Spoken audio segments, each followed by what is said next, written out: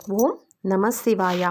రేపు అనగా మార్చి 3వ తారీఖు 2026 తేదీన పౌర్ణమితో కూడిన చంద్రగ్రహణం ఉంది. కాబట్టి ఆ చంద్రగ్రహణం సమయంలో మనం ఏమేం చేయాలి, పట్టు స్నానం ఎప్పుడు, విడుపు స్నానం ఎప్పుడు చేయాలో, గ్రహణ ప్రభావం ఎలా ఉంటుందో అనేది విషయాలను గురించి తెలుసుకుందాం.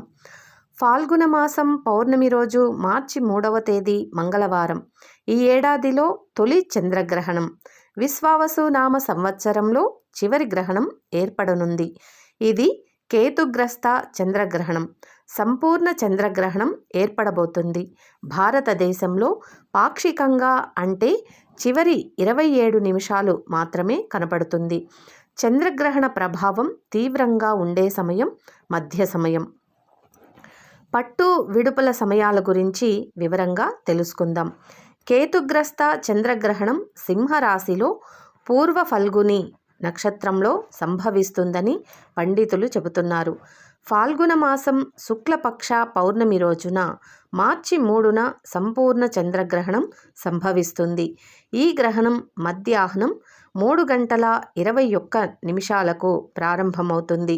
గ్రహణ వ్యవధి మొత్తం 3:27 ఉంటుంది. ఈ సమయంలో గ్రహణ ప్రభావం చాలా తీవ్రంగా ఉంటుందని జ్యోతిష్య నిపుణులు చెబుతున్నారు.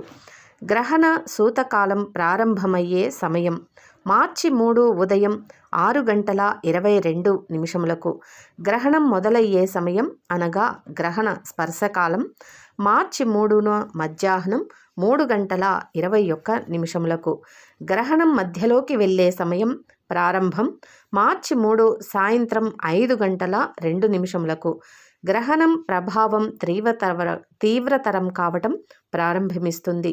గ్రహణ మధ్యకాలం అనగా మార్చి 3 సాయంత్రం 5:32 ఈ సమయంలో గ్రహణ ప్రభావం చాలా తీవ్రంగా ఉంటుంది.